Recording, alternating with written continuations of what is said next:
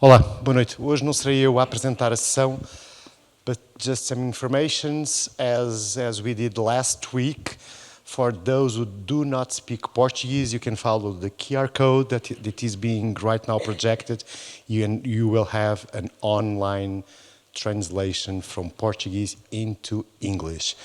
Then after the Nielsen presentation, if you want to make questions, you can make them in English, and we will translate them into Portuguese and so on. Okay? So thank you for coming. Hoje a sessão vai ser apresentada pela Ellen Lima, com a presença do nosso muito queridíssimo Denilson Baniwa. É uma honra e uma alegria enorme tê-lo aqui no Porto e aqui na escola.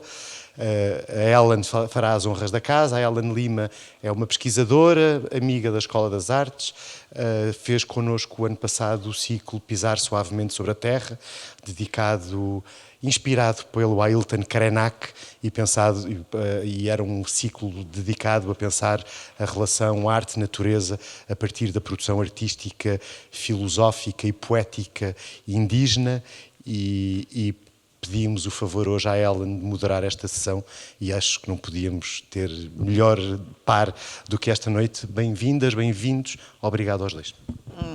Roger Veté, muito obrigada. Uma honra para mim estar aqui. Vamos sentar, né? Vamos puxar a cadeira.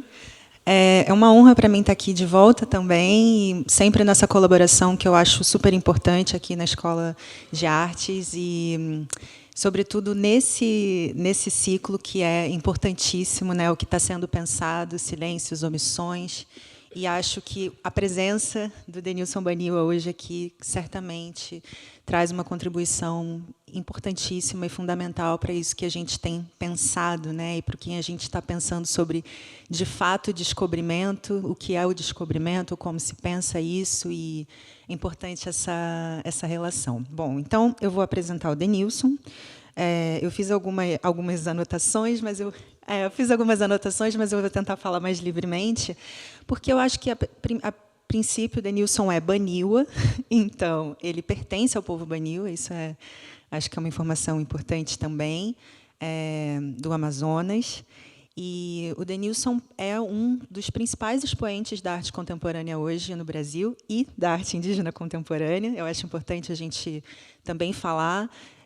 E está fazendo a curadoria da Bienal de Veneza, do pavilhão da Bienal de Veneza Capoeira, que é um trabalho já belíssimo, super esperado. O Denilson venceu em 2019 o Prêmio Pipa também, e acho que foi o ano passado, também venceu a indicação do júri. O Denilson, além de ser essa pessoa que tem... ele também é um ativista, ele também trabalha com questões de rever e repensar as imagens do indígena no espaço hegemônico, nesse espaço hegemônico que a gente transita. E ele tem contribuições e experimentações e trabalhos importantíssimos para nós e para todos nós. Então, espero que todos tenham uma boa sessão. E vamos lá. Obrigada, Denilson. Kuikaturete, obrigado. Poranga Pituna, Sonameitá. Boa noite. Boa noite a todos. Eu quero agradecer a Ellen por compartilhar comigo esse momento aqui no Porto. E dizer que é uma alegria te ver aqui, né? Espero que esse Porto e Portugal estejam te tratando bem. Quero agradecer aos organizadores do evento pelo cuidado e carinho com que tiveram para que isso se tornasse realidade. Agradecer a Lília também, né? Por tudo que tem movimentado. A gente já tem uma relação aí de algum tempo. E agradecer a vocês por estarem aqui nessa tarde, noite chuvosa e fria. Agradecer muito, né, por poderem compartilhar conosco esse tempo de conversa. Bom, começar, né? Pronto. Bom, vocês devem ter lido a sinopse do programa, mas eu vou fazer uma coisa que é, assim, não vou dizer que é raridade, porque eu já fiz isso em outros lugares, mas eu não gostaria de ter feito, mas eu fui um pouco obrigado pelas circunstâncias a fazer, que é mudar um pouco o que eu havia planejado. Então, o que eu vou apresentar para vocês numa coisa meio freestyle agora, vai ser algumas impressões que eu tive nos últimos dias aqui em Portugal, tentar fazer uma relação com a minha experiência enquanto amazônida, enquanto brasileiro, enquanto artista, e tentar pensar com vocês algumas relações entre Portugal, Brasil, educação e arte. Bom, o título continua o mesmo, porque eu acho que não tem necessidade de mudar, mas o conteúdo vai ser de um modo freestyle, como dizem. Mas o título continua esse: Tupi or Not Tupi, Chucuí Purançawa, né? Que eu, enfim, estava comentando agora na entrevista que eu estava fazendo para os meus colegas jornalistas, que perguntaram de onde veio esse título, e depois perguntaram como é que é, enfim, em alguns trabalhos eu falo sobre uma metade colonizada e uma metade originária, né, Baniwa. E eu falo que a minha metade colonizada, como tal colonizada, ama devorar tudo o que toca, ou, em outras palavras, adora roubar o que toca e o que vê. E o título dessa fala eu roubei de uma pessoa que eu admiro bastante, que é o Oswald de Andrade, e especificamente do Manifesto Antropófago, que é o que inaugura no Brasil um fenômeno que se estende até hoje na cultura, na educação e nas artes brasileiras, né, influenciando grandes artistas e grandes outros movimentos da arte brasileira, né, enfim, como Caetano Veloso, a Tropicália, o Cinema Novo, enfim, várias artes no Brasil bebem do mesmo poço, que é de onde também eu, particularmente, vou, às vezes, beber um pouco dessa água. E o título eu roubei do Manifesto Antropófago, que lá pelo terceiro ou quarto parágrafo, ele diz Tupi or Not Tupi, né? Enfim, é uma das coisas que eu gosto de fazer enquanto artista, que é tentar brincar com o tempo das coisas e com o sentido das coisas, né? E, enfim, a reivindicação da antropofagia como um movimento estético também é minha agora. Só queria apresentar de onde eu roubei. Depois vocês podem ficar à vontade de ler o Manifesto Antropófago e tirarem suas próprias gotas de sabedoria.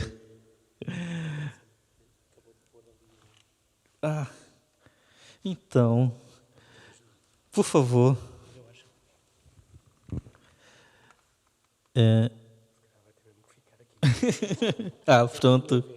Pronto. E pode sim.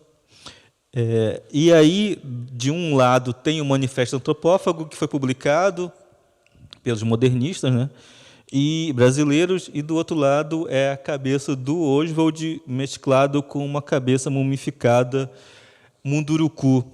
Esse trabalho eu fiz já tem um tempo, numa espécie de tentativa iconoclasta enfim, desses seres mágicos artistas do Brasil. E eu coloquei aqui nisso porque isso vai mediar um pouco o que eu venho trazer para vocês aqui. que tem a ver com a minha experiência desses dias em Lisboa, em Coimbra, no Porto, em outras pequenas aldeias portuguesas.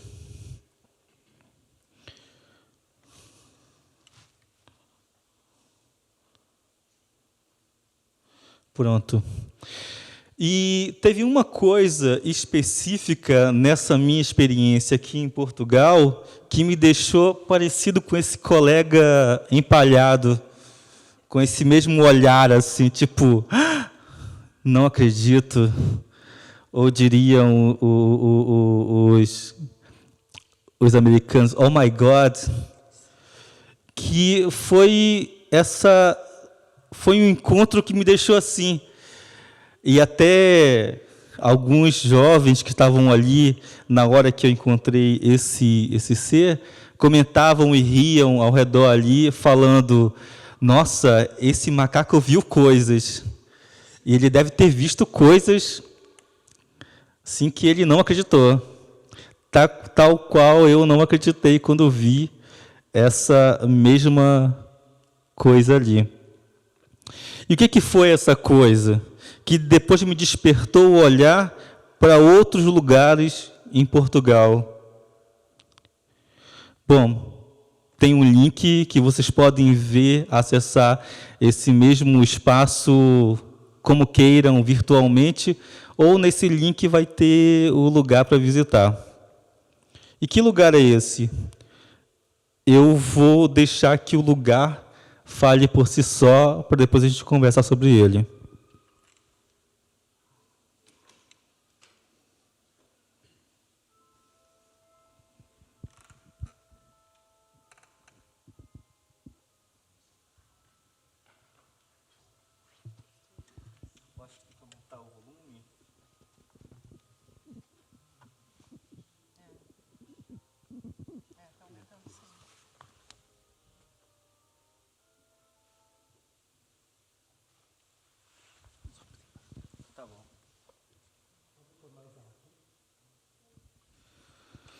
Bom, notem na narração, na trilha sonora, nas imagens, né? São tudo muito, não sei. Eu ainda não consegui decidir que palavra ou que expressão usar, mas talvez a gente descubra na nossa conversa.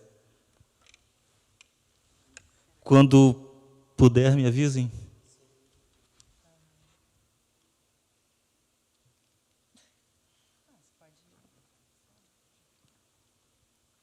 Esse vão aumentar o volume, então.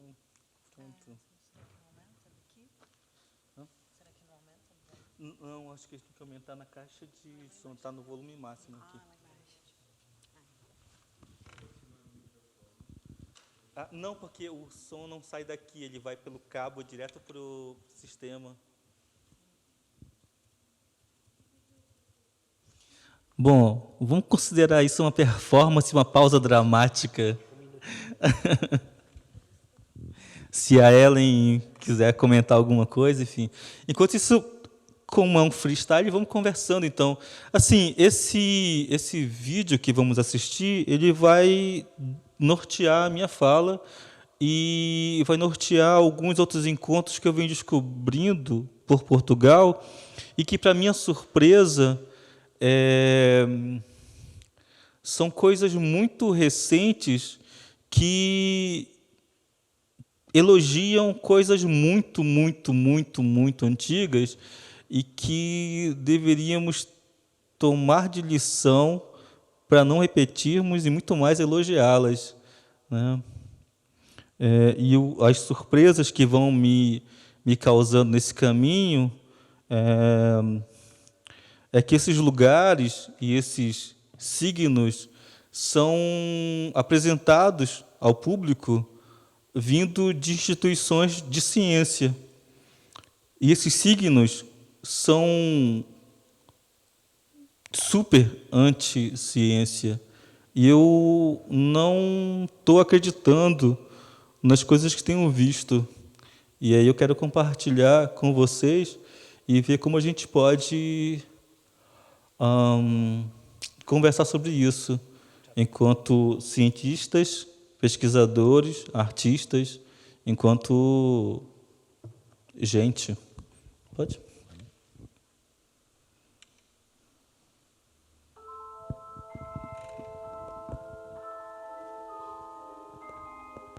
Na Universidade de Coimbra, atrás de uma porta como tantas outras, está uma sala que contém o mundo inteiro. Um lugar único e misterioso, recheado de maravilhas que colocam à prova crenças e certezas. Um universo em miniatura, curado apenas pela imaginação, em que o tempo para e a nossa mente dispara. Embarque connosco nesta viagem até ao desconhecido. Viaja através do tempo e no espaço, com uma interpretação única, em que pode apreciar o valioso espólio museológico da Universidade de Coimbra. Deixe-se guiar pelo caminho das luzes e venha conhecer o Gabinete de Curiosidades do Museu da Ciência da Universidade de Coimbra.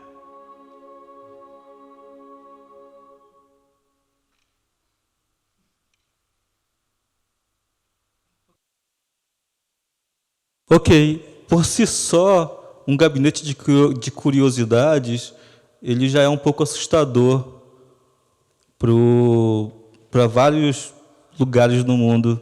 Mas o que me deixou com a expressão desse colega que está ali foi saber que esse gabinete de curiosidades no Museu Científico de uma das maiores instituições de ensino do mundo, ele não foi inaugurado no século XVIII. Ele foi inaugurado em 2022.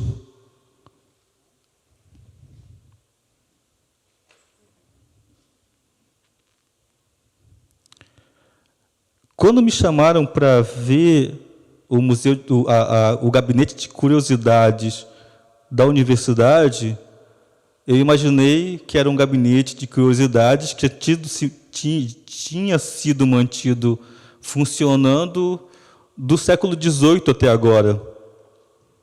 Por si só, isso para mim já foi um pouco chocante. Como que em 2024 a gente mantém um gabinete de curiosidades que a narração fala que para o tempo, que causa comoção e curiosidade e extraordinários sentimentos. Para mim, a manutenção de um gabinete de curiosidade que coloca o mundo inteiro dentro de uma sala como coisas para causar surpresa no público já é absurdo, mas mais absurdo é saber que esse gabinete de curiosidades foi pensado em 2022 para expor aberrações vegetais, biológicas, restos humanos, cabeças mumificadas da Amazônia, né, da América Latina, da Índia, do Japão, da África. E, nessa hora, eu pensei que eu não poderia falar sobre como as populações indígenas no Brasil têm lidado com sistemas educacionais e com a mudança de paradigmas na educação brasileira, sem antes a gente comentar sobre como instituições de ensino e museus de ciência não podem mais apresentar uma coisa desse tipo. E aí me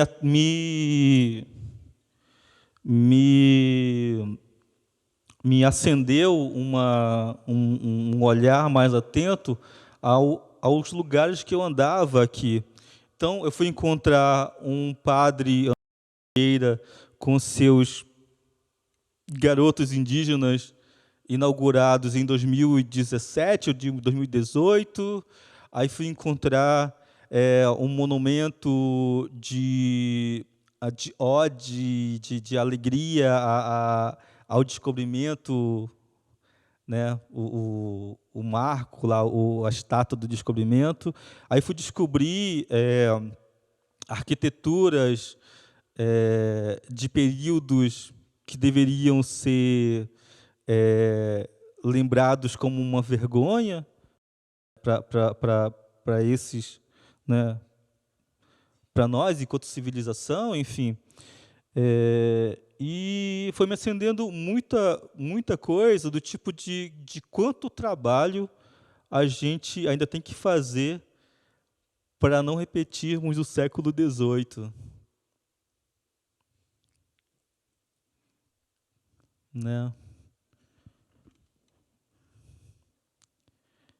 Enfim, lá no gabinete de curiosidades, havia uma cabeça mumificada até ano passado, do povo Munduruku, do Amazonas, e onde tem uma série de elementos que ou bestializa povos ou regiões de vários lugares do mundo, ou trazem uma curiosidade e um instinto de poder sobre outros povos, de maneira com que a gente não deveria mais ter que lidar dessa forma, né? Enfim. E aí tem algumas notícias de jornais do tipo, vocês notaram a música que tem um pouco de Harry Potter?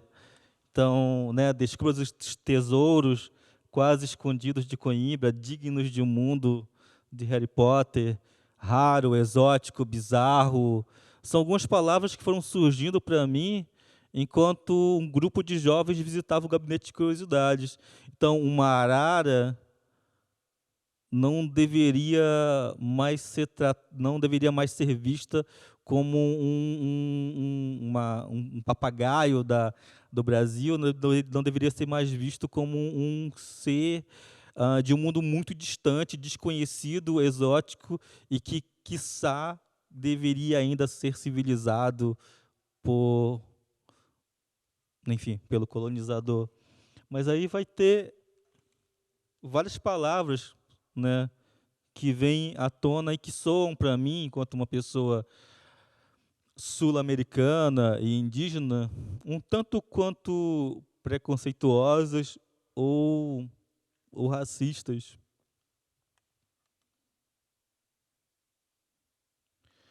Mas tive algumas felicidades em visitar essas coisas, esse lugar. Como, por exemplo, e aí volto um pouquinho no que eu tinha planejado comentar com vocês. Esse livro, que é a Viagem Filosófica pela Amazônia, do Ferreira, ele foi bastante usado nos livros escolares, ainda é bastante usado nos livros escolares do Brasil. Várias ilustrações, fotografias de objetos que foram trazidos do Brasil para Portugal e que está justamente lá em Coimbra. E algumas coisas estão nesse gabinete de curiosidades. E eu pude reconhecer alguns deles, que eu só conhecia nos livros escolares.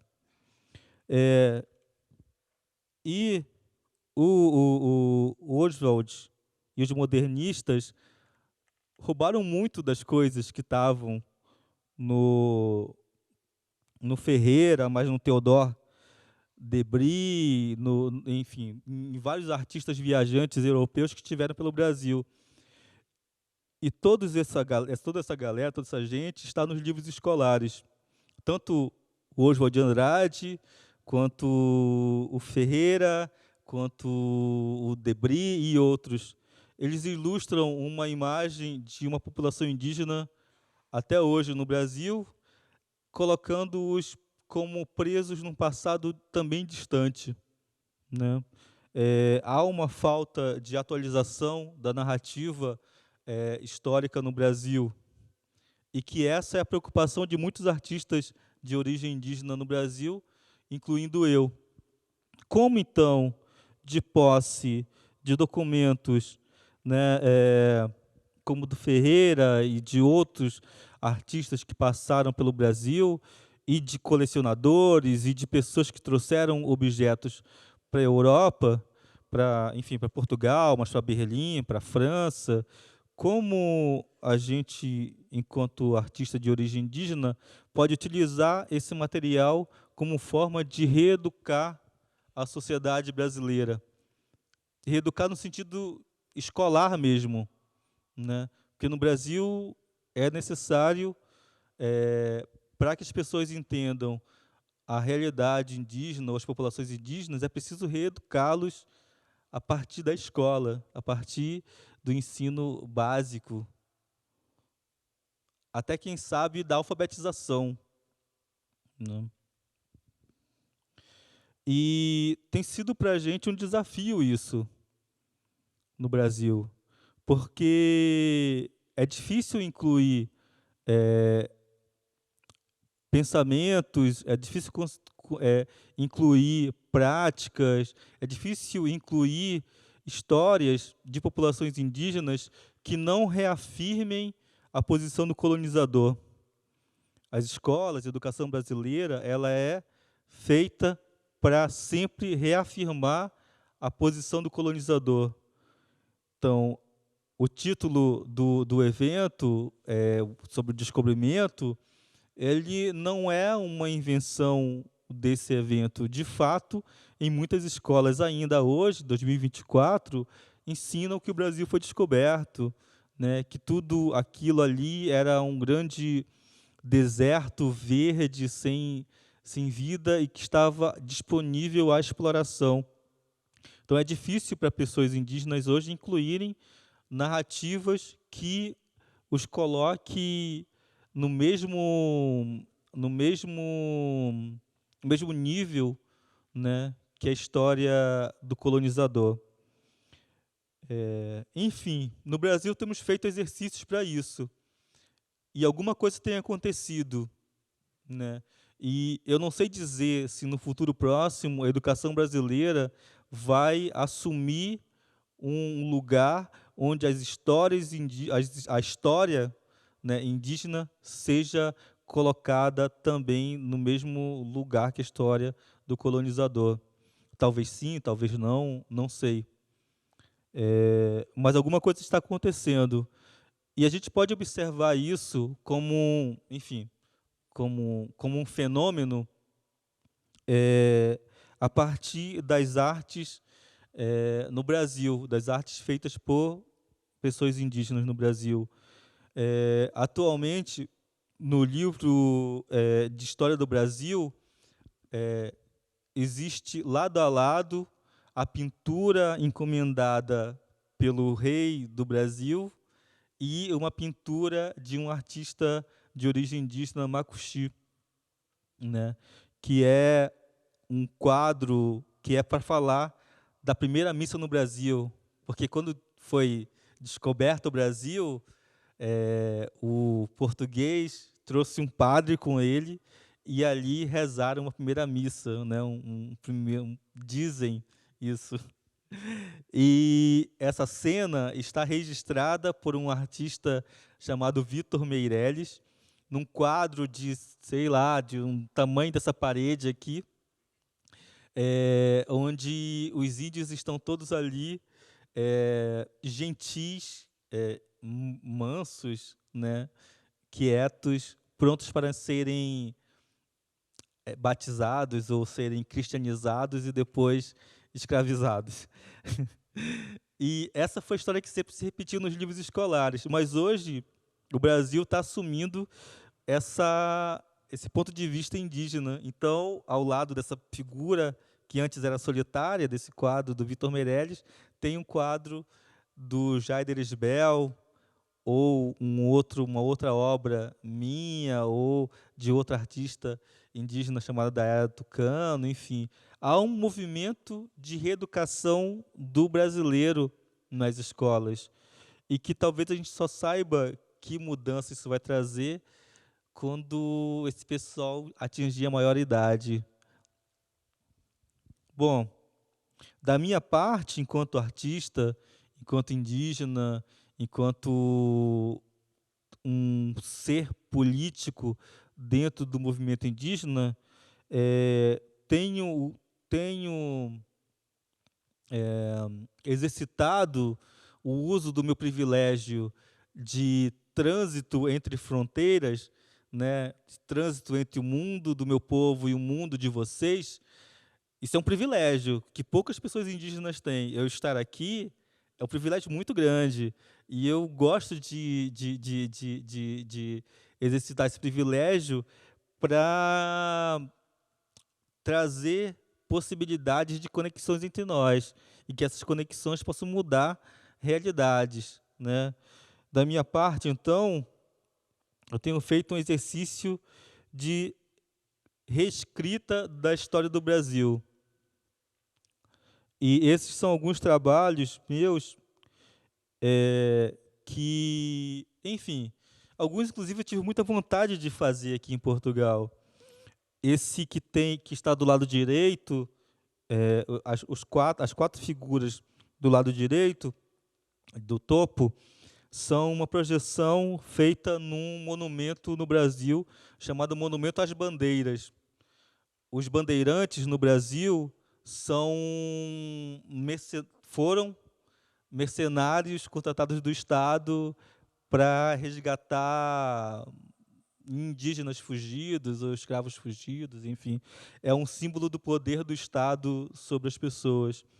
E tem um monumento em homenagem a essas pessoas. E é esse monumento, o Monumento às Bandeiras.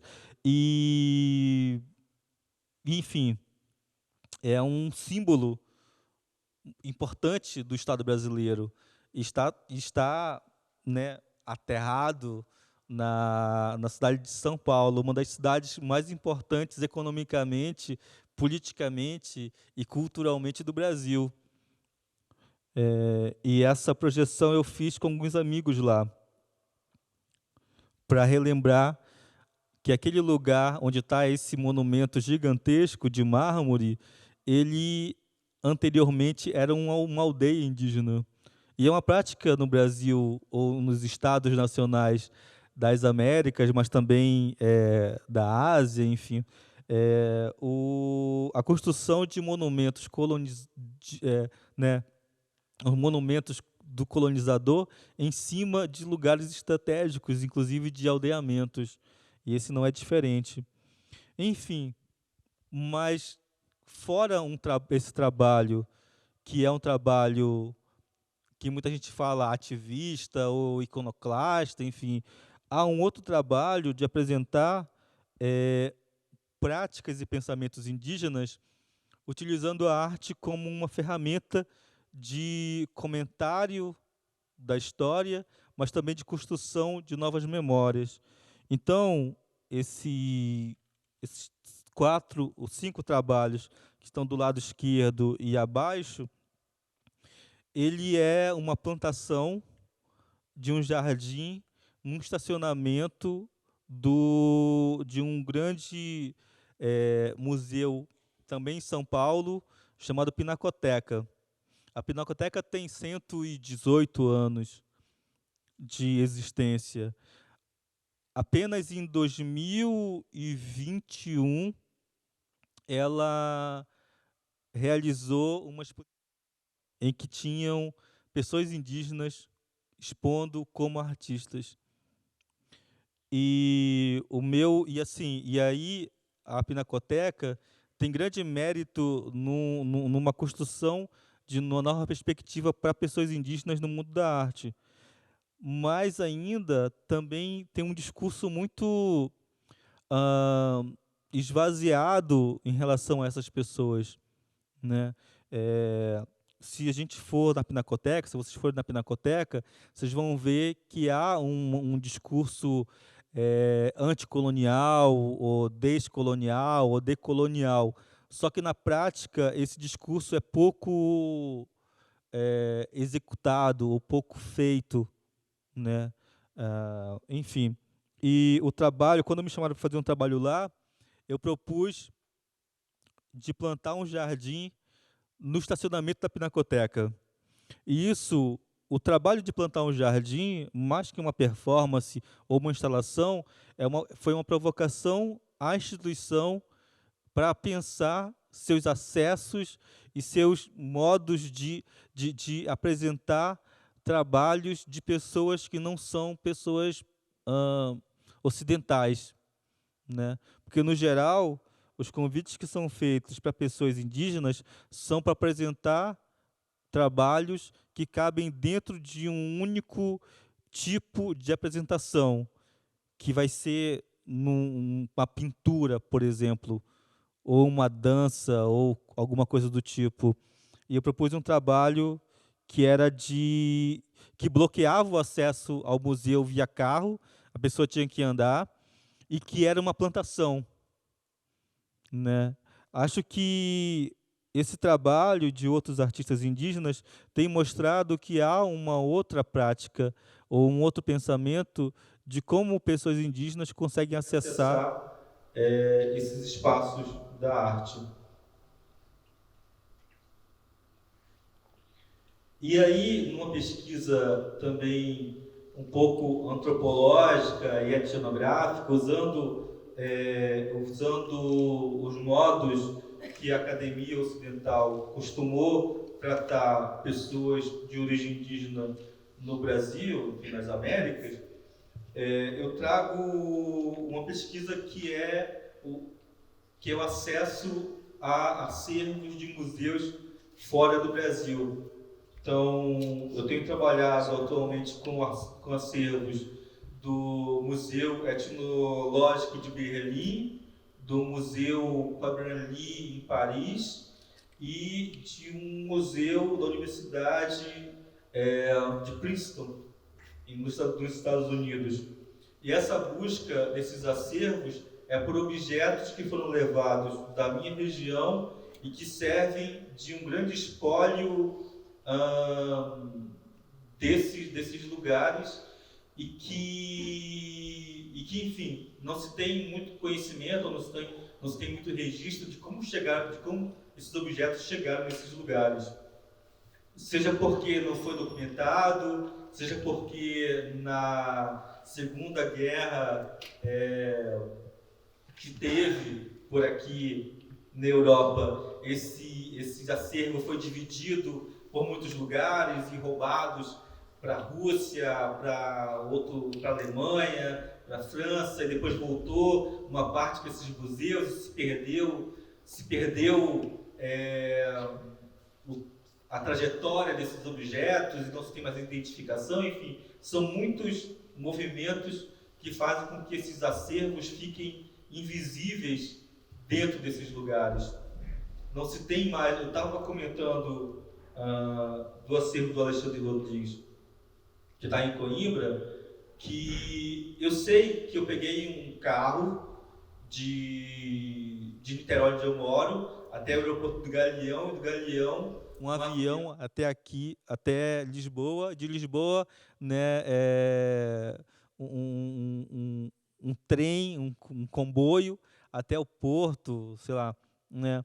Mas eu quero entender qual é a conexão, qual é o trajeto que fizeram esses objetos, né? Como é que eles chegaram até aqui? Quem os trouxe, quem os coletou, foi comprado, foi roubado, foi trocado, enfim. Entender qual o trajeto desses objetos até aqui e qual a importância deles estarem aqui. Para vocês, para nós, para mim, para quem está lá no Brasil, enfim.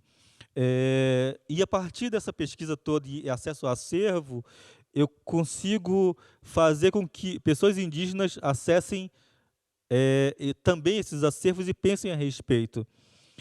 A partir disso, enfim, e muitos acervos têm objetos feitos de liber, de entre-casca de árvore, que, enfim, que contam histórias da narrativa mítica, mitológica desses povos, de onde foram tirados esses objetos. O mesmo material, o liber, eu uso agora para contar a história da colonização e de como o contato com o Ocidente gerou diversos traumas, diversas violências, até a gente chegar ao momento de hoje.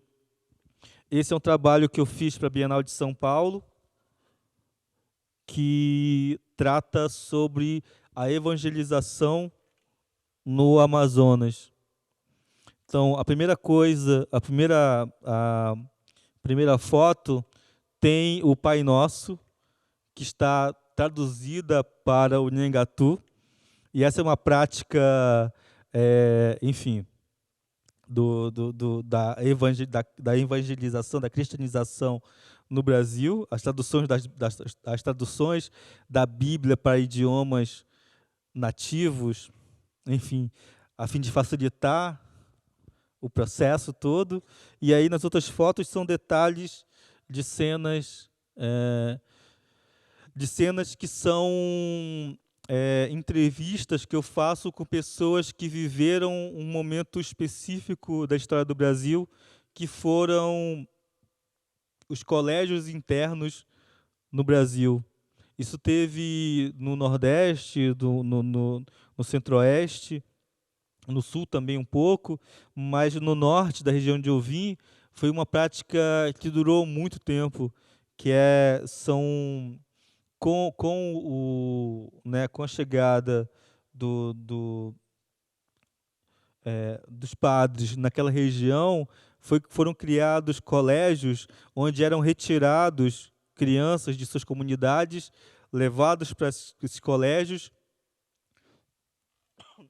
onde ficavam internos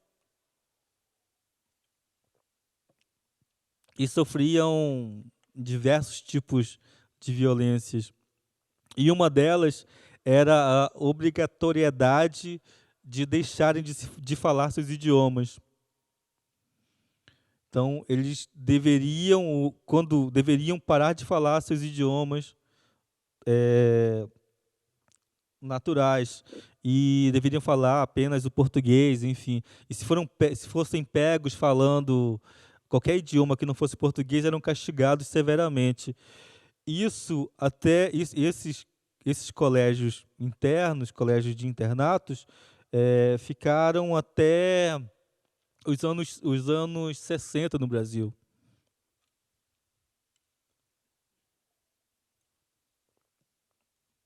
Recentemente, povos indígenas do Canadá têm reivindicado uma reparação em relação a isso, porque isso aconteceu no Canadá também. Enfim, no Brasil não há nenhuma discussão sobre isso. Enfim, até os anos 60.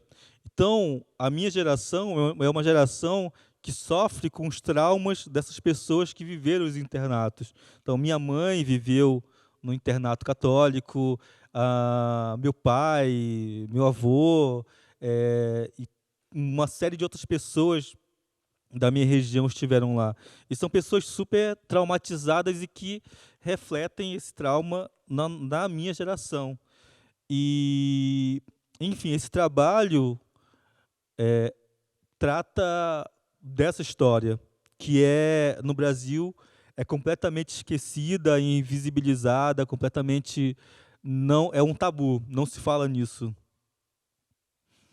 Esse trabalho ele está indo para fazer parte de um livro de educação escolar no Brasil, para que a gente tenha consciência, e acho importante porque para que essa nova geração tenha consciência de como foi construído o Brasil, de como foi construído toda essa história, né, que foi apagada no Brasil. Esse trabalho ele é baseado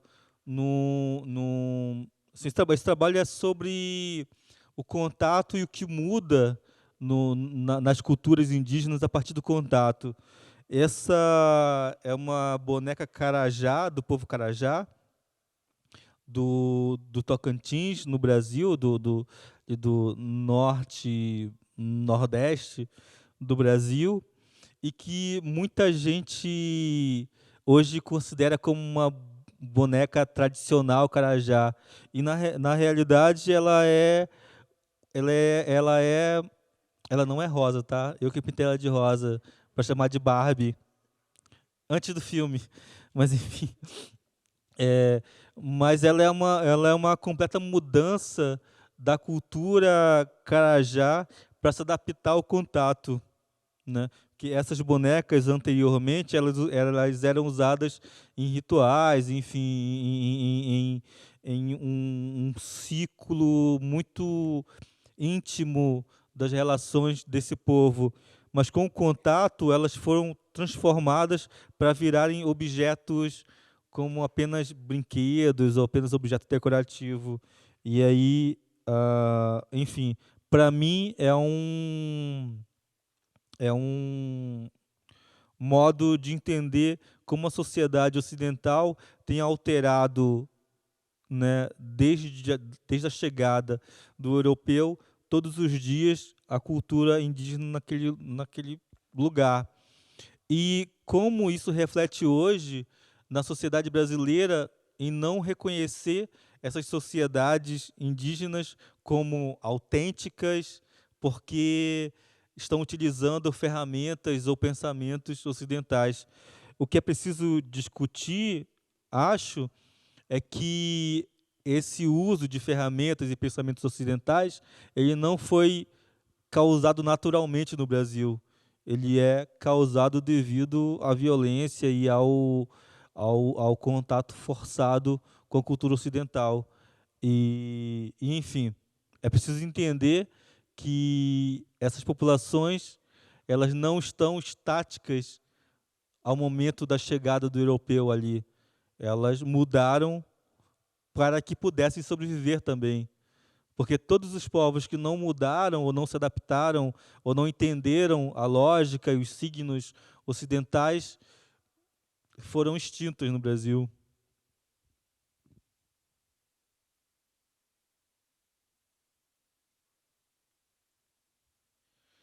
Enfim, para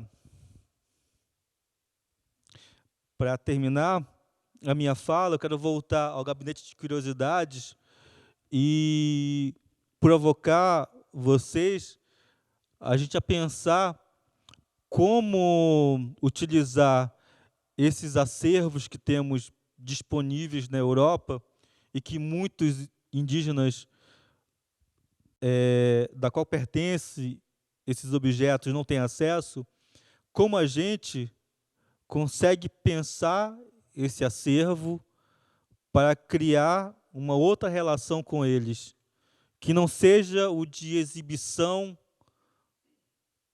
remontando exposições do século XVIII, porque senão, daqui a pouco, a gente vai estar contratando ou trazendo tupinambás para fazer apresentações na praça, para que todo mundo assista, como era no século XVIII, ou que tragam pessoas da África e coloquem em praça pública para serem vistas pelo público, como era feito também, ou que montem zoológicos humanos, como já foi feito alguma vez. A gente precisa repensar o modo como isso é apresentado. Será que recriar um gabinete de curiosidades em 2022 é um modo de mostrar como avançamos a nossa ciência e como avançamos nas relações humanas? Da mesma maneira como não é legal apresentar um gabinete de curiosidades, também não acho ideal esconder essa história ou esse acervo, como se ele não representasse a história da violência colonial em diversas partes do mundo. Então, a minha provocação é: como que nós vamos pensar esses acervos, essas relações, como vamos pensar o modo de se fazer ciência no mundo que estamos vivendo? Nós, como artistas, pesquisadores, cientistas,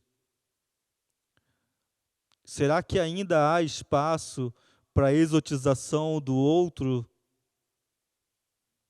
Será que nós, enquanto artistas, cientistas, pesquisadores, vamos colaborar com o gabinete de curiosidade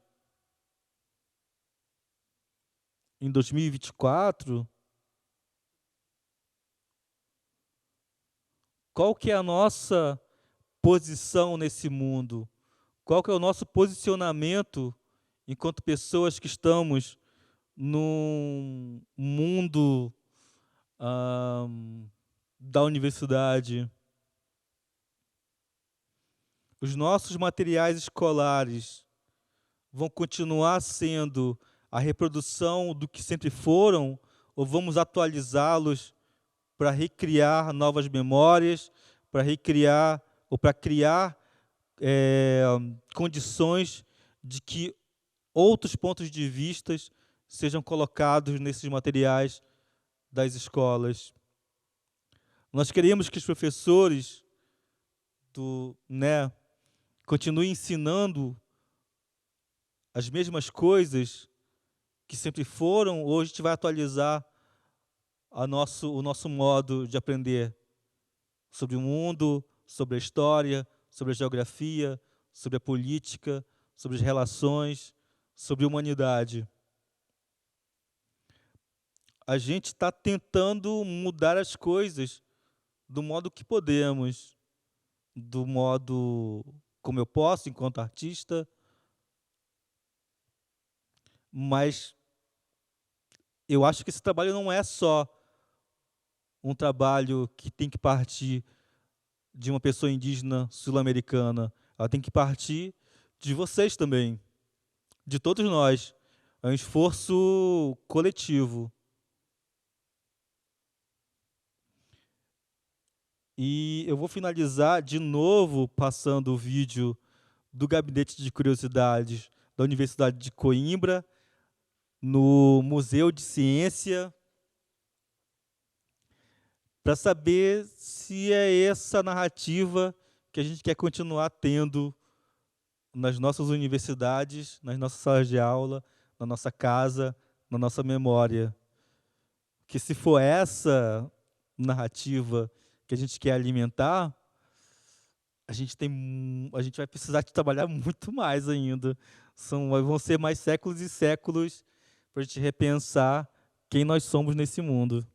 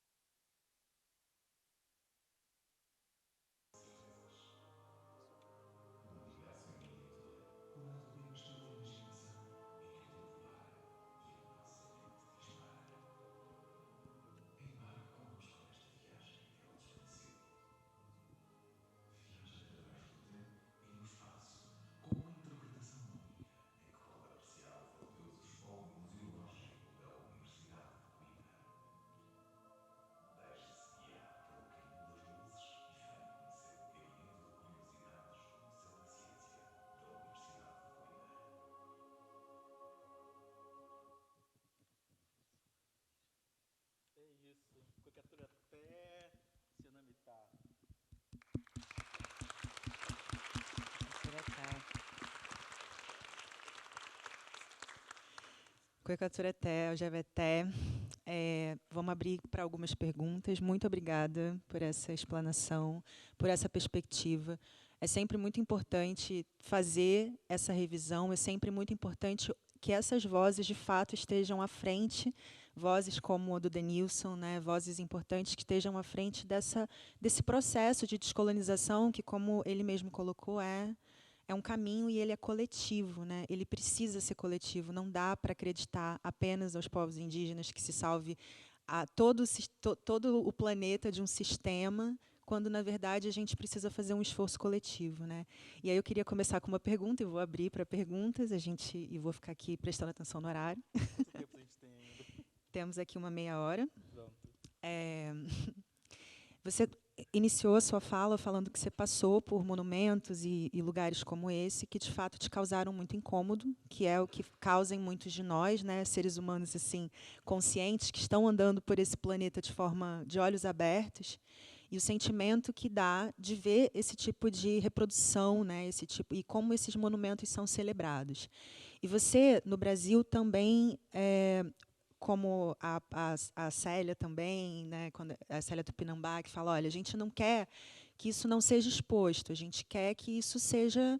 Não é para tirar, né? Porque a gente, aqui em Portugal, tem um debate muito grande sobre esses monumentos, né? O padrão dos descobrimentos e muitas outras estátuas e muitos outros monumentos, existe um debate público. E aí, o que a gente faz com isso? Né? Porque isso, de alguma forma, é uma forma de educar a população e dizer, olha, houve descobrimento, porque você tem um padrão que diz que isso é uma coisa a ser celebrada, então é. E eu percebo que no Brasil existe esse movimento de olhar para esses monumentos e dizer, então tá, vamos encarar isso e como é que a gente lida com essa memória. E eu fico pensando como é que a gente poderia fazer isso a partir daqui, desse lugar, onde o colonialismo, de uma forma geral, é absolutamente celebrado. Né? Aquilo que tu começou falando, aquilo que deveria envergonhar a população, que deveria envergonhar a pesquisa, que deveria envergonhar, vira monumento. Então, qual é o papel da arte, ou como a gente consegue fazer isso, como a gente consegue olhar com honestidade, o que a gente pode fazer em relação a essas... É uma pergunta difícil. Bom, vamos lá. Bom, tem uma diferença um pouco no Brasil com aqui. Queria comentar sobre aqui. E, enfim, são muitas coisas para vocês lidarem, né? Porque o padrão do descobrimento é uma memória salazarista. Já é uma coisa que vocês têm que lidar com isso, né? Enfim, estão lidando com um processo de eleição que vai acontecer agora. É uma coisa que vocês têm que lidar. É muita coisa já, né? E não dá para esconder isso, assim. Enfim, vou tentar usar uma metáfora aqui, que é a seguinte: quando se tem um corte muito profundo e esse corte vira uma cicatriz muito feia no nosso corpo, você tem duas opções. Se assume essa cicatriz, em que parte do corpo ela for, né? E às vezes é feia, às vezes, né, uma cicatriz que te incomoda, que não é bonita, né? Ou você assume essa cicatriz, ou você vai num médico cirurgião plástico e paga muito caro para que essa cicatriz seja apagada. Mesmo apagada, vai estar ali a lembrança do corte. Ela não pode ser escondida. Ela pode até ser maquiada, mas ela vai existir ainda, né? Acho que o corte da violência colonial, o corte da nossa história enquanto civilização, se a gente quer chamar assim, criou uma cicatriz muito, muito feia e muito grande em muitas partes do mundo. E essa cicatriz ela está no corpo da história desse país, desse continente. A gente não pode esconder isso. Tem que assumir e tem que lembrar o que causou essa cicatriz. Para que a gente tome cuidado para não se cortar de novo e cause outra cicatriz, né? De fato, eu não sei o que fazer com esses monumentos, mas derrubá-los e esconder que eles não existem, para mim não é uma opção. A gente precisa, ao menos, identificá-los como uma parte muito estranha, muito incômoda, muito feia da nossa história enquanto humanidade.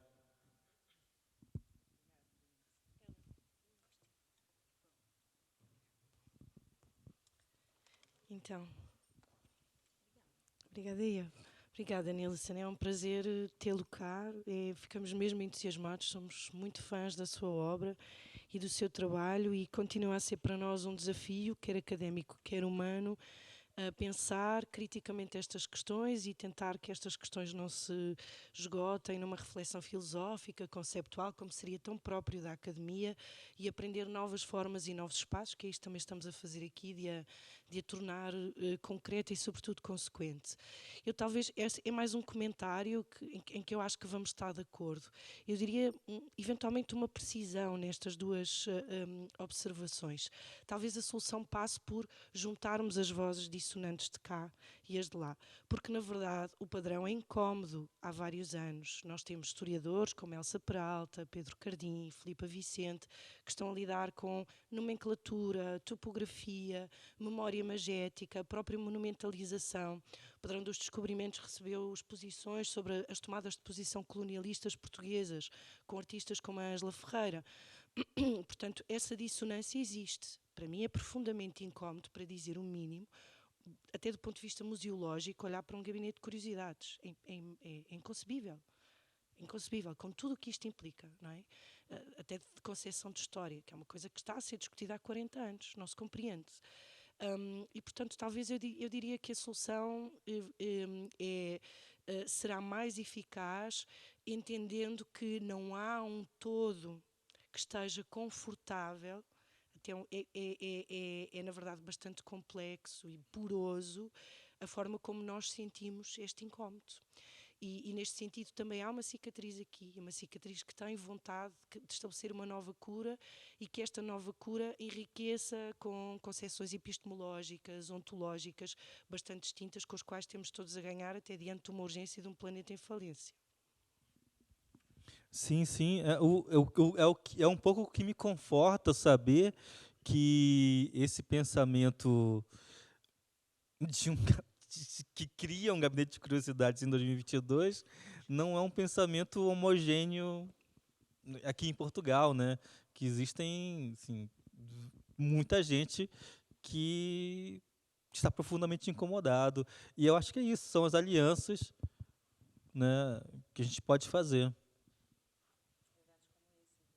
Sim, sim, sim, exatamente. Desculpa. Eventos como esse, principalmente, a gente conversa muito sobre isso, né? O olhar aberto. É isso, como você mesma disse, né? Uma universidade em pleno século XXI, ainda falar em gabinetes de curiosidades é muito, e pensar um ciclo como esse, que está aqui abrindo espaço para essas vozes dissonantes, é fundamental. É tipo, incrível. Mais uma pergunta ali. Olá a todos, olá Danielson, obrigado pela palestra, pelas palavras. Eu sou de Coimbra e acho que é mesmo importante pôr não só o gabinete de curiosidades em causa, que eu só descobri que existia há umas semanas e fiquei chocado sem nem sequer lá ter entrado, mas enfim é sintomático de uma universidade e de Coimbra que tem muitos outros problemas e até passando muito por cobrar propinas totais de 8.000 euros para graduação aos estudantes brasileiros, quando ganha milhões a mostrar o ouro nas paredes da Biblioteca Joanina, e é a única universidade do país que faz isso, que cobra a propina total aos estudantes brasileiros. E de facto acho que é preciso ser mais posta em causa Coimbra, como essa instituição da lusofonia, e a Universidade de Coimbra. Mas tenho algumas perguntas que gostava de fazer, mais voltando para o contexto brasileiro e amazónida e amazonense. São 3 perguntas, na verdade. Uma é em Manaus, vê-se muito a tua arte na rua. Os adesivos da oncinha estão em todo lado. Brasil é terra indígena. Vê-se que a tua arte sai do cubo branco da galeria e é assumida por um certo movimento cultural e urbano da cidade, tanto no bairro do Nepal como no centro histórico. E gostava de perceber como é que tu vês esse extravasamento da tua obra para uma parte da educação das ruas também, não é? E depois, subindo um pouco para o Rio Negro, gostava de perguntar, por um lado, para o Rio Negro e, na verdade, enfim, para toda a Amazónia, nesta segunda pergunta, que é como é que tu vês também, eu sei que a tecnologia atravessa muito o teu trabalho e, aliás, este trabalho da boneca Carajá é bem presente.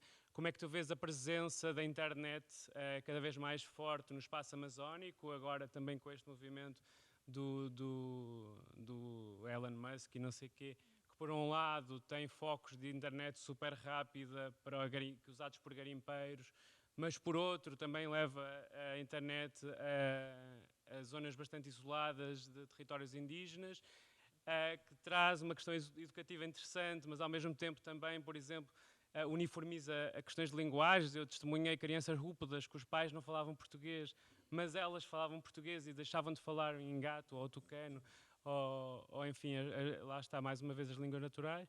E por fim, uma outra pergunta ainda, que é como é que tu vês o papel da FOIRN num Rio Negro que é extraordinariamente dinâmico, e na tua formação enquanto artista do Rio Negro? Pronto. Vamos lá. São perguntas que não consigo responder muito sucintamente. Vamos lá. Primeiro, sobre a minha obra ser acessível, digamos. É um interesse meu, enquanto artista, formado pelo movimento indígena amazônico, que meu trabalho chegue ao máximo de pessoas possíveis.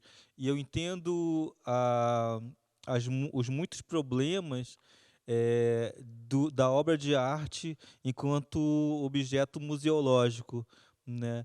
E claro, no Brasil, no geral, as pessoas de baixa renda não se sentem confortáveis sequer de entrar no museu, porque parece que é um lugar muito estatizado, de muito status, que as pessoas não conseguem acessar.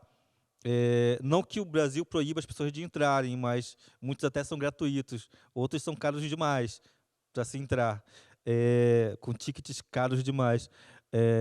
Mas as pessoas não se sentem confortáveis nesses lugares.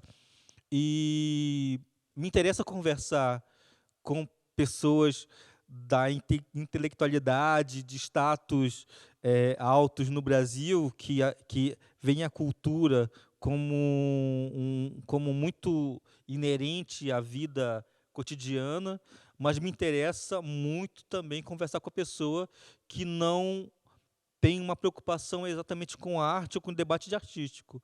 Então, para mim, estar numa galeria é aprisionar a minha ideia dentro de um lugar específico, com acesso também muito específico. Então, muitos dos meus trabalhos, eles não têm autoria, eles não são reivindicados a autoria, e podem ser reproduzidos e espalhados por muitas pessoas. Podem ser, inclusive remixados, enfim. O Brasil Terra Indígena é um desses, que é uma obra que ela pode ser alterada por pessoas de comunidades indígenas ou que apoiam comunidades indígenas no Brasil. Enfim, é um arquivo aberto que pode colocar lá São Paulo, é uma terra indígena, o Rio de Janeiro, ou Belém, Rondônia, enfim, a pessoa pode alterar de onde tiver. A única obrigação da pessoa em relação a essa obra é que ela fixe essa obra num espaço público, numa rua, num poste, num muro, para que seja visto por mais gente, né? Esse trabalho, ele é um trabalho que é voltado para as pessoas da urbanidade, do público, né? E é uma tentativa de lembrar as pessoas de que existe uma história daquele lugar que precede a história documentada, né? É uma história não documentada, uma história anterior à cidade, por exemplo. E outros trabalhos também, da mesma maneira, enfim, são feitas para o compartilhamento e para o uso público, né? Acredito, assim, que eu consiga conversar e colocar minha ideia para o maior número de pessoas possível, que talvez não alcancem, enfim, debates como esse que a gente está fazendo sobre descolonização, sobre, enfim, debates da universidade, né? Segundo, a internet, como outras tecnologias, são super importantes para que as comunidades indígenas consigam, inclusive, reivindicar seus direitos. Quando eu saí da minha comunidade, e a primeira vez que eu fui para uma cidade grande, que é Manaus, não tão grande quanto o Porto, mas, enfim, eu fui para estudar na universidade no curso de tecnologia. E a gente criou um centro chamado Centro de Formação Amazônico, Centro de Formação Indígena Amazônico, que era para ensinar jovens indígenas de diversas partes da Amazônia como utilizar o computador e dados via satélite para monitoramento do território, a fim de evitar invasões de pessoas que iam retirar árvores, né, madeireiros ilegais, garimpeiros, enfim, pescadores ilegais que acabam com os peixes dos rios, enfim. Para mim, a tecnologia ela pode ser uma aliada muito importante para a manutenção, né, da segurança desses territórios. Ao mesmo tempo, também como objeto para documentar esse território, nessas histórias, enfim, gravações de vídeo, outras coisas. O que acontece atualmente é que a tecnologia ela tem sido utilizada para criar bancos de dados para, enfim, para grandes empreendimentos, né, capitalistas, vamos dizer assim. Enfim, e aí acho que o pequeno garimpeiro, o garimpeiro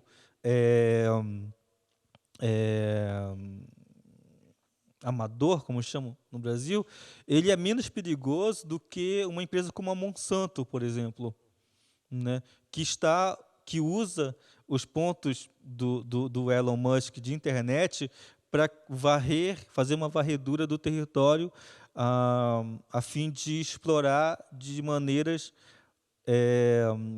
que um garimpeiro, né, ali nunca conseguiria explorar, pela falta de equipamentos ou tecnologia. Enfim, há uma preocupação muito grande no Rio Negro, mas também em outros lugares da Amazônia, sobre o uso da tecnologia, né, do Elon Musk em específico, porque há um mapeamento de onde tem, na região, nióbio, que um metal usado para a fabricação de foguetes, de carros do Tesla e de computadores, enfim, de grandes computadores, né? E há um interesse de algumas empresas nessas jazidas de nióbio.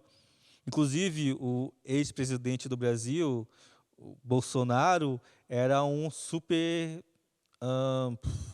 entusiasta da extração de nióbio, né? Tanto é que a instalação das antenas do Elon Musk foi, assim, teve um dia que foi o Bolsonaro e o Elon Musk, né, instalar uma antena, assim, uma cena.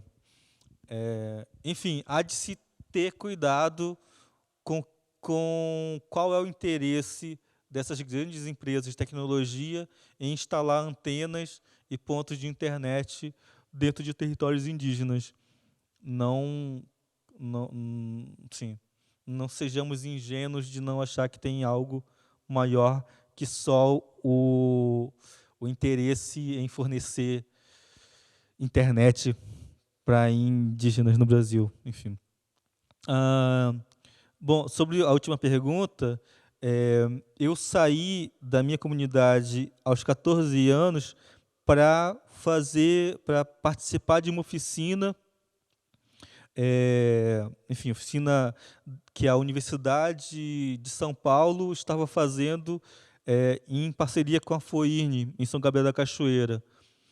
E foi a minha aproximação com o movimento indígena, em especial com a FOIRN. A FOIRN é uma organização indígena que organiza várias associações pequenas indígenas de comunidade, de regiões, e trata de levar as demandas dessas comunidades ao Estado brasileiro, sejam eles demandas como proteção de território, de direitos, de educação, enfim. Enfim, o movimento indígena amazônico, da qual pertenço, é estritamente ligado à formação da FOIRN. Acho que a FOIRN, ainda hoje, é uma das organizações das mais importantes na defesa daquele território, né? claro, enfim, não que seja perfeita também, né? Tem espaço para mais uma pergunta? Ali atrás.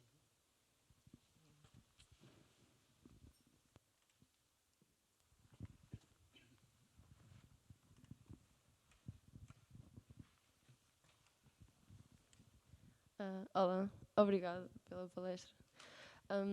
O ano passado foi mandado retirar um busto do Padre António Vieira no Rio de Janeiro, mas e foi dado, ou seja, foi uma lei aprovada, mas aqui em 2020, quando uma das estátuas do Padre António Vieira escreveram descoloniza, o Presidente da República veio a público dizer que tinha sido um ato de vandalismo imbecil e ignorante.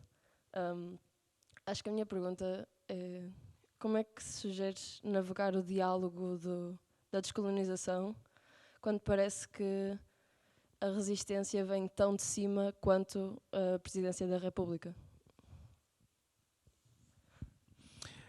Essa é uma pergunta que a resposta a gente vai ter que achar juntos.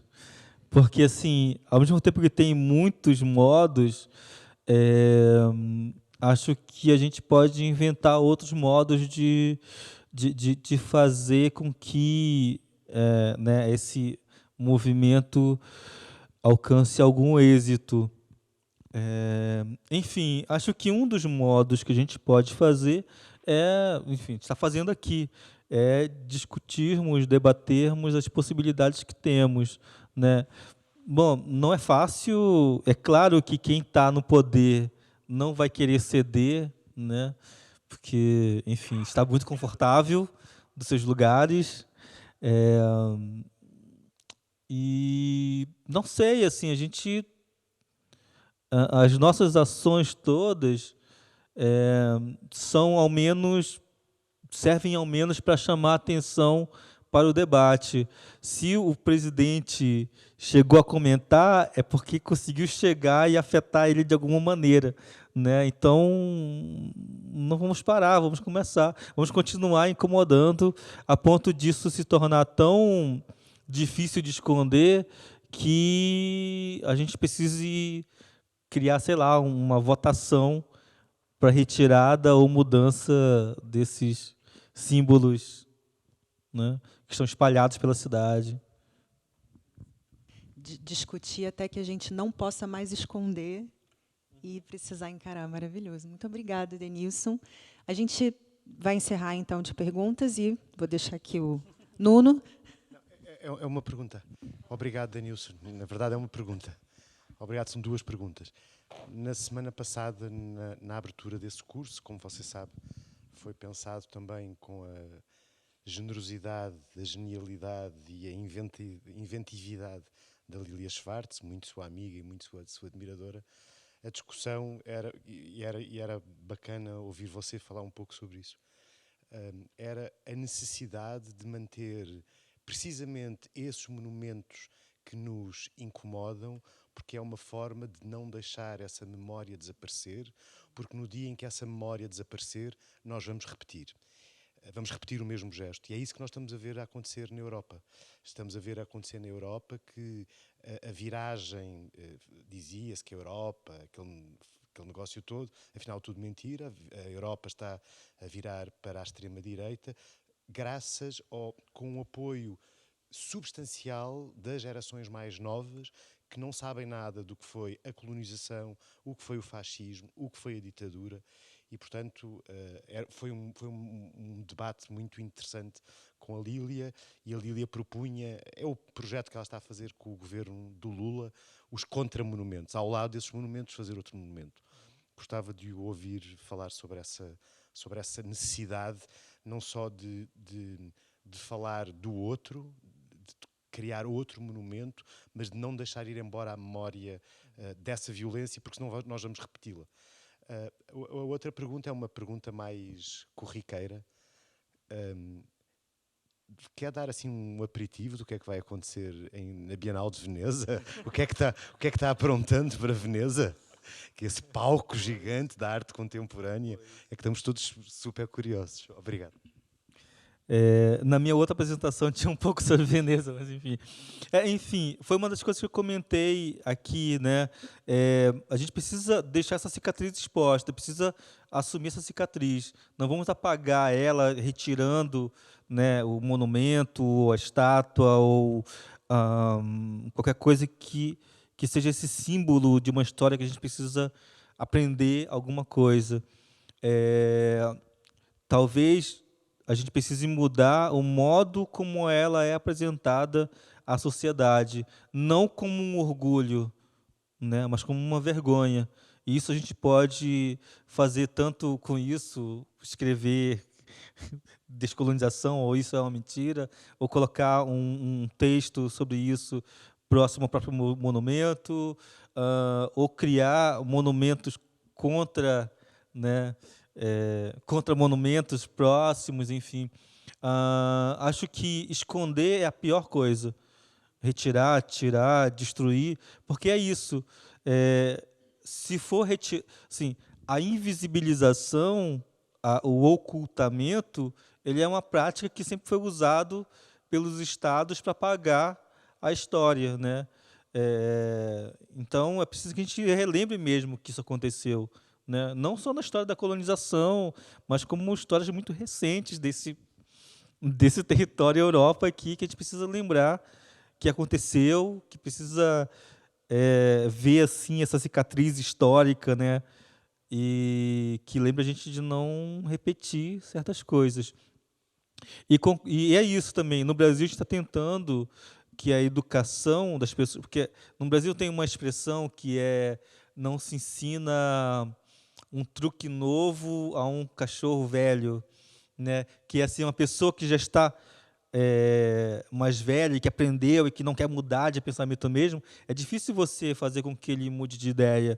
Então, é preciso ensinar a essa nova geração uma nova história, não uma nova história, mas que se apresente a história de uma outra maneira, né? Com pontos de vista diferentes.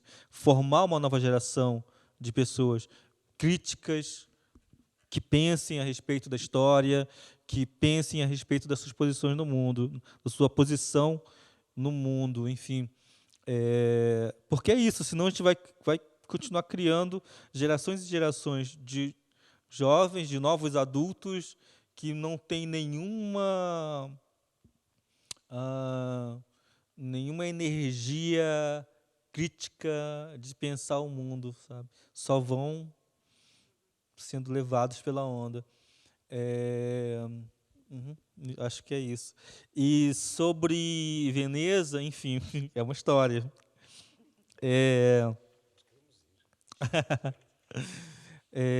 Bom, a gente...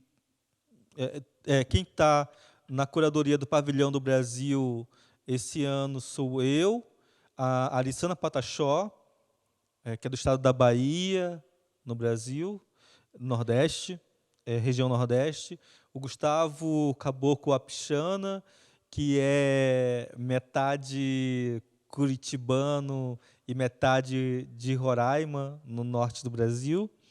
E a gente ficou... ficou pensando muito no tema oficial da Bienal de Veneza, né? Que é o estrangeiros em toda parte. E para a gente no Brasil, assim, essa frase ou esse poema, ele diz muito sobre quem são os povos indígenas. Os povos indígenas no Brasil são os povos que, na chegada do europeu, era 100% da população brasileira. Hoje foi reduzida a 0,3% da população brasileira, não chega nem a ser 1% da população brasileira. Enfim, foram quase todos exterminados, e todos, ou quase todos, foram expulsos de suas terras e viveram, pelo menos, sim, grande parte viveu até 1988, como exilados ou estrangeiros dentro do seu próprio território, com o Brasil não reconhecendo eles como pertencente aos seus lugares de origem. A partir de 88, alguns povos foram reconhecidos, né, pelo Estado e foram premiados, entre aspas, com os seus territórios de volta, enquanto outros povos continuam na busca por um reconhecimento do Estado de seus territórios de origem. E essas pessoas, no Brasil, em 2024, são ainda considerados estrangeiros dentro do Estado brasileiro, né? Tanto é que, ainda no Brasil hoje, os idiomas indígenas não são reconhecidos oficialmente no Brasil, né? A cultura indígena tampouco, a origem dos territórios tampouco. São populações indígenas que foram, em até certo momento, dados como extintos, né? E que não tinham direito a estarem naqueles lugares. Eram expulsos, né? Ou eram assassinados. Ainda são, porque mês retrasado assassinaram uma pessoa indígena que estava na luta pelo seu território, para voltar à sua comunidade, ao seu lugar de origem, enfim. E a gente queria falar muito sobre isso, sobre as pessoas indígenas como estrangeiros dentro do seu próprio lugar, né? E também sobre esses objetos, esses itens indígenas que foram tirados do Brasil e trazidos para a Europa, e tratar esses itens, ou esse acervo, como presos políticos dentro, né, desses museus, ou como exilados dentro desses museus, como o manto do Tupinambá, por exemplo.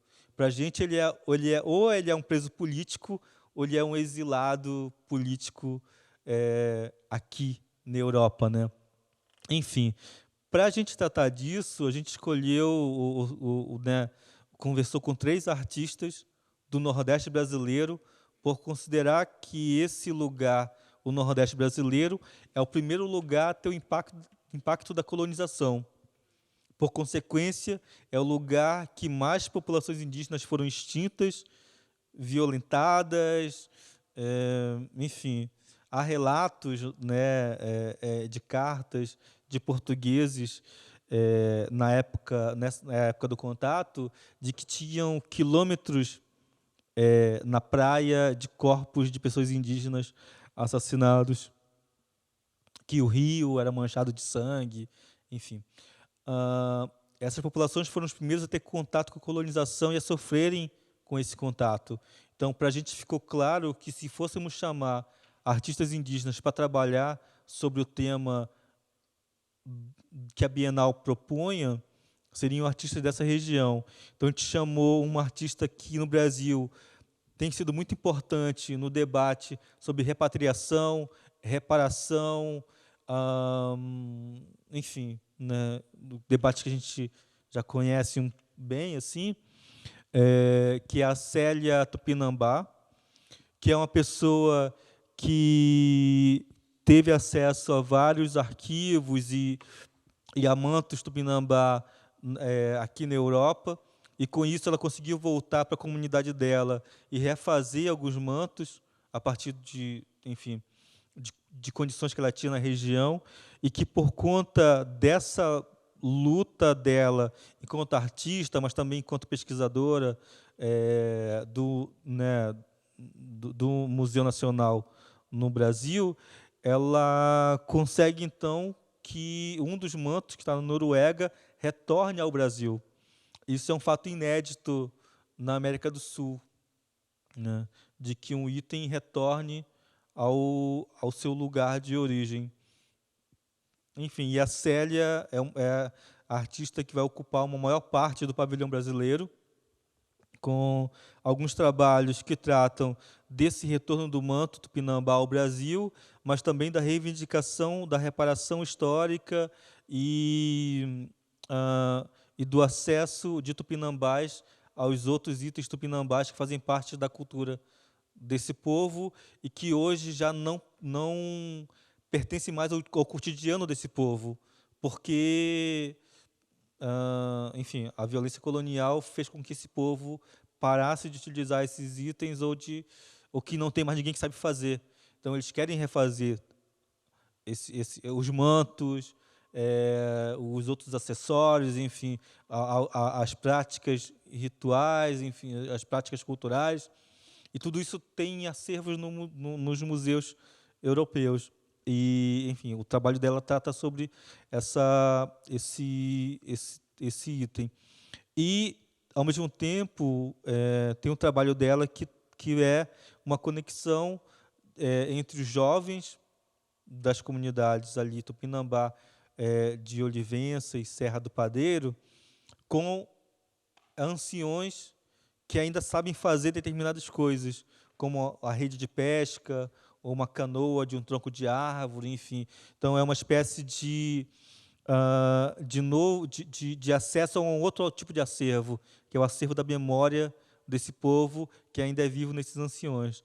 A Célia, então, vai apresentar 3 trabalhos: uma videoinstalação, né, com o registro desses encontros entre os anciões e os jovens, e o ensino de fazer essas coisas. Uma outra instalação, que é uma instalação com redes de pesca e objetos de armadilha de pesca, que trata sobre a própria cultura tupinambá. E uma outra instalação que ela chama de mantos ossos, ou ausência de mantos, que são representações de mantos que estão na Europa, e para ela é como um ritual de ativação desses mantos que estão nos museus afora. E, enfim, essa é a Célia.